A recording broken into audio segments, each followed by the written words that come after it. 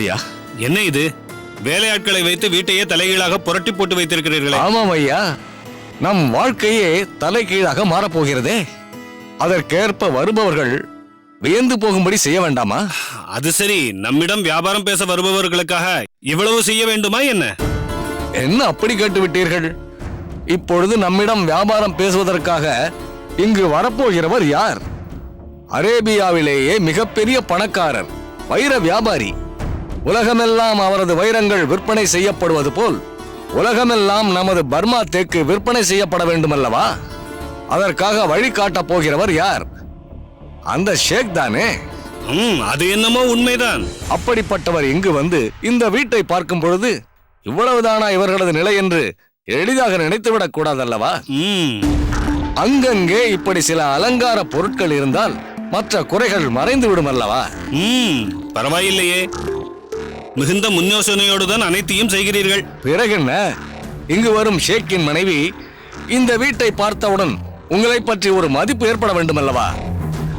அதற்காகவாவது இதையெல்லாம் செய்ய வேண்டியது அவசியமாயிற்றே. சரி, ஷேக்கும் அவரது மனைவியும் வருவதாக சொன்னீர்களே, எப்பொழுது வருகிறார்கள்? எப்பொழுது வருகிறார்களா? அவர்கள் வந்துவிட்டார்கள். அவர்களை அந்த அறையில் அமர வைத்துவிட்டுத்தான் உங்களை அழைக்க வந்தேன். என்ன கணக்கு பிள்ளை, முதலில் அதை சொல்லாமல் வேற எதையோ பேசிக் கொண்டிருக்கிறீர்களே. வாருங்கள்.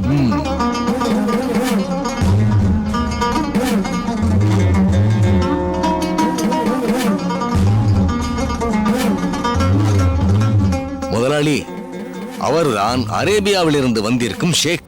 அது அவர் உடையை பார்த்தாலே தெரிகிறது. அழையுங்கள் அவரை. ஷேக்,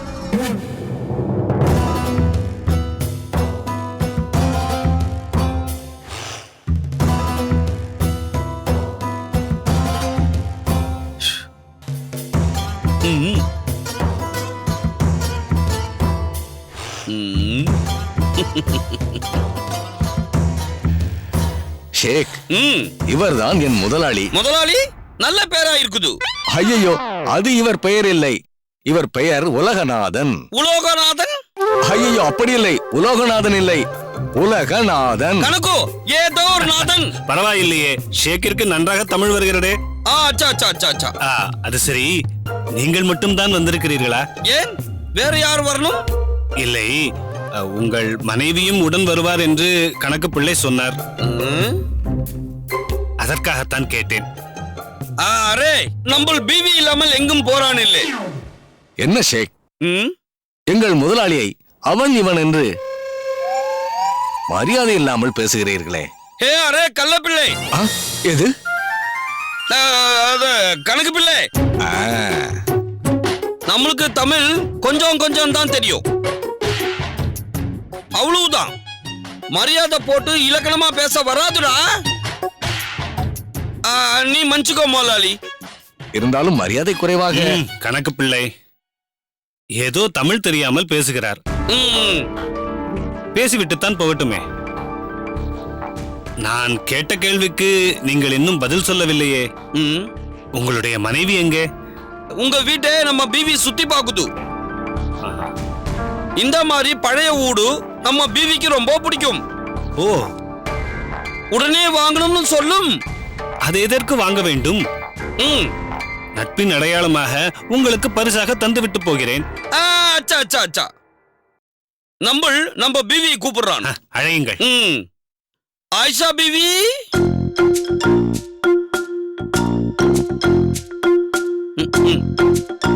ஆவோ பிவி.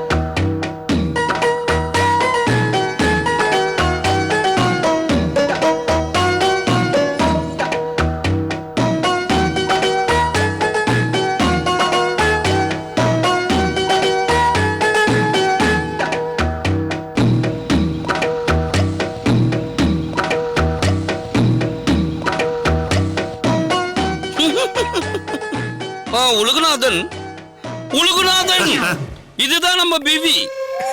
நம்ம பிவியா? இப்படி எங்க ஊர்ல கேட்டா நாக்கு இழுத்து வச்சு அறுத்துரும். கணக்கு பிள்ளை சும்மா இருங்கள். நீங்கள் அமருங்கள். பிவி நீ இங்கு நான் அங்கு.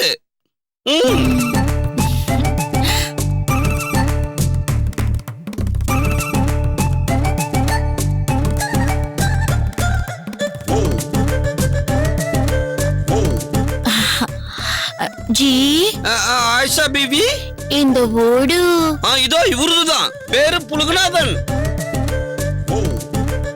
என்ன ஆயிஷா இந்த ஊடு உனக்கு பசந்த் ஹே? புச்சுக்குதா?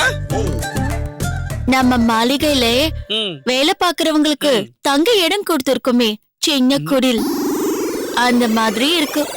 என்னது குடிலா? சேக், இந்த மாளிகை பரந்த அளவு கொண்டது. என்ன பரந்த அளவு கொண்டதோ? ஆயிஷா இந்த கணக்கு புள்ளைய சொன்னதை கேட்டு நம்ம கொஞ்சம் பெருசா நினைச்சிட்டான். உனக்கு இதை விட பெரிய மாளிகை ஷேக் வாங்கி தரான். ஷேக், இவரை பற்றி உங்களுக்கு சரியாக தெரியாததால் தான் இப்படி பேசுகிறீர்கள். இந்த பட்டமங்கலத்திலேயே இப்பொழுது இவர்தான் பெரிய ஆள். பாகனேரியில் கூட இவரது பெயர் பரவி இருக்கிறது. என்ன பெரிய பட்டமங்கலம்? அந்த பட்டமங்கலம் என்ன விலை சொல்லு? நிம்பில் வாங்குறான். அப்படியெல்லாம் வாங்க முடியாது. ஓ, பாகனேரியையும் சேர்த்து வாங்கன்னு சொல்லுதா ஜி? பிவி அரே யாருக்கு யார் பிவி? ஆயிஷா நம்மளுக்கு மட்டும்தான் பிவி. ஐயோ முதலாளி, பிவி என்றால் மனைவி என்று பொருள். புரிஞ்சுக்கோ மண்டு.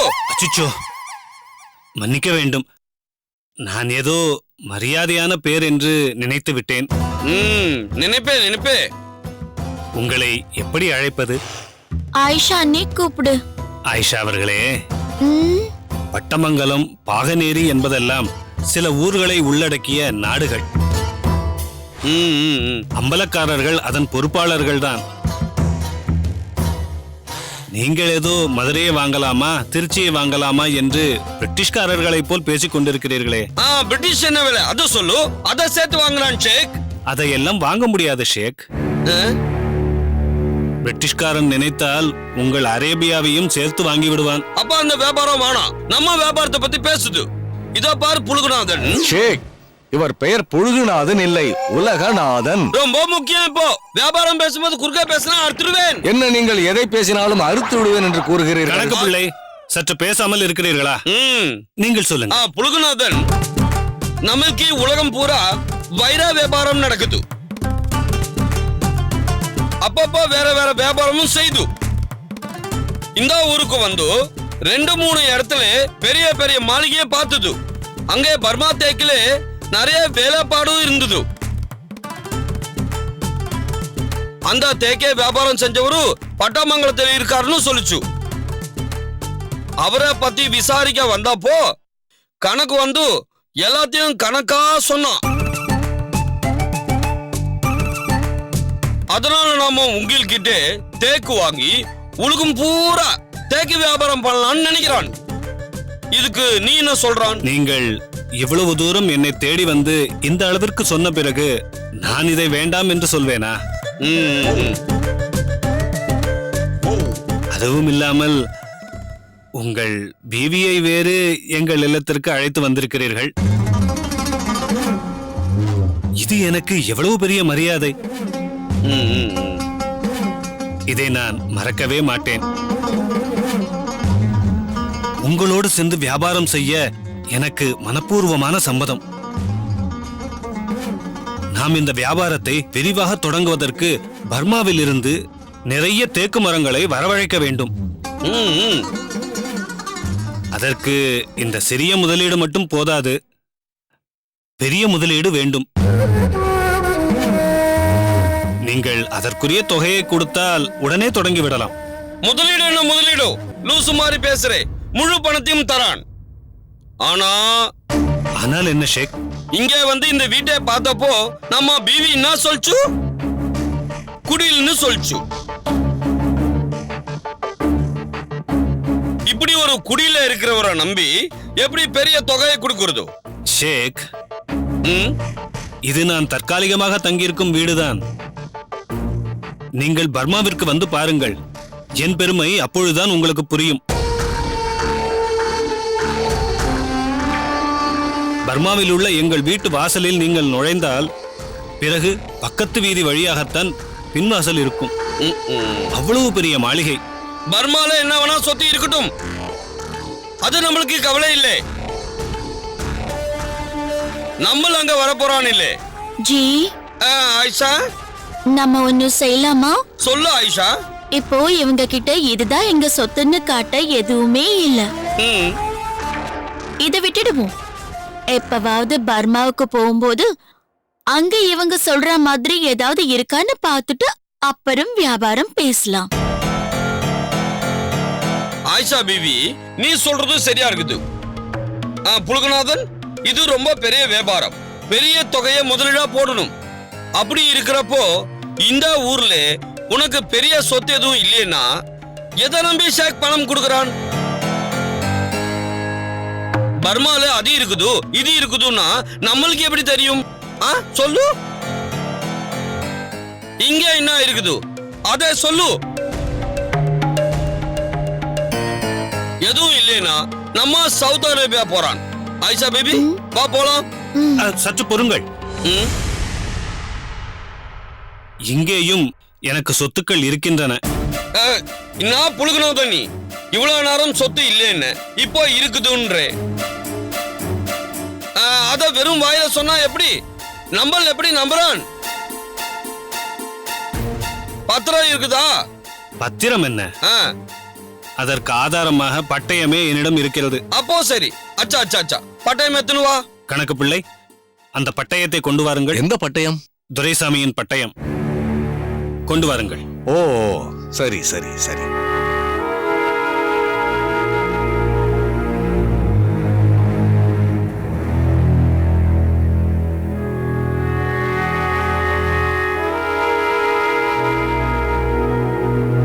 முதலாளி, இந்தாருங்கள்.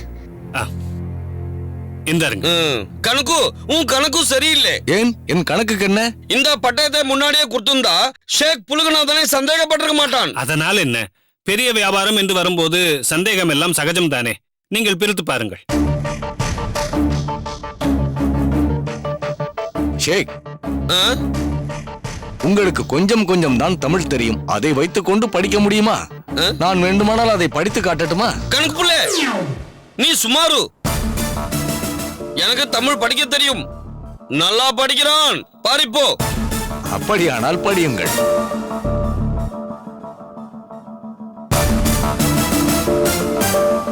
என்ன இது? என்ன? துரைசாமின்னு பேர் போட்டிருக்குது. ஆமாம், இது துரைசாமியின் சொத்துக்கள் தான். அவர் ஒரு அம்பலக்காரராக இருந்தவர். இப்போது அவரிடம் இருந்த எல்லா சொத்துக்களையும் இவரது பெயருக்கு எழுதி கொடுத்து விட்டார். அவர் இன்னத்துக்கு எல்லாத்தையும் இவர் பேருக்கு எழுதி கொடுத்தது? அது வந்து வியாபாரத்திற்காக அவருக்கு நான் நிறைய பணம் கொடுத்தேன்.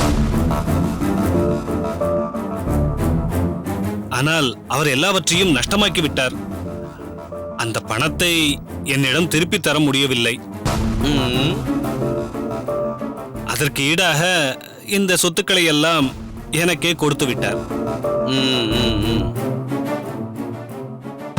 இப்பொழுது உங்களுக்கு திருப்தி தானே? அரே, நம்ம திருப்தியானா போதாது, நம்ம ஆயிஷா பிபி திருப்தி ஆகணும். பிபி, இந்தா நீ இத படி.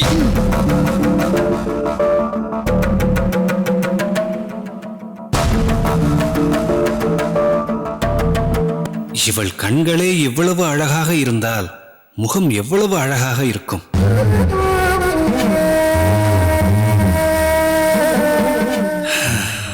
ஆறடி குதிரை போல் இருக்கிறாள்.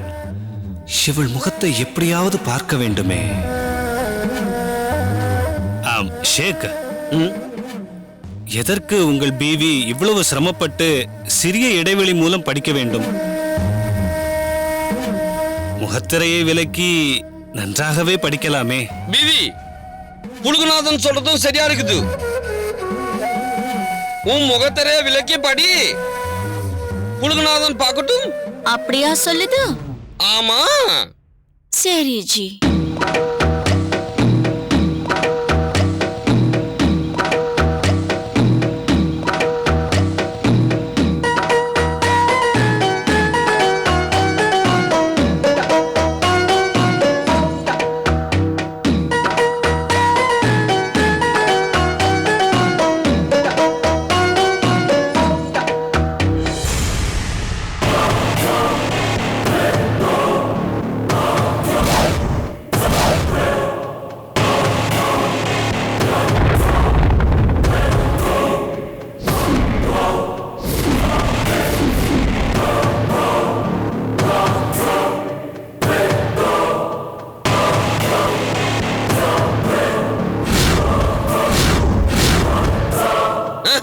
எப்படி? டேய் அறிவழகா, என்ன துணிச்சல்! நம்ம பிவி எப்படி? யார் இவன்? முதலாளி, அவரை அவன் இவன் என்று பேசாதீர்கள். அவர் பட்டமங்கலத்தின் சின்ன அம்பலம். எந்த அம்பலமா இருந்தால் எனக்கு என்ன? என்னை ஏமாற்றி பட்டயத்தை பறித்து செல்ல விடுவேனா? கூடாது. நீ என் மாமாவை ஏமாற்றி எழுதி வாங்கினாய், நான் உன்னை ஏமாற்றி அதை திரும்ப பெற்றேன். அந்த கதையெல்லாம் இங்கு வேண்டாம். மரியாதையாக பட்டயத்தை திருப்பி தந்துவிடு. தராவிட்டால் என் சுயரூபத்தை பார்க்க வேண்டி வரும். இப்பொழுது என் சுயரூபத்தை நீ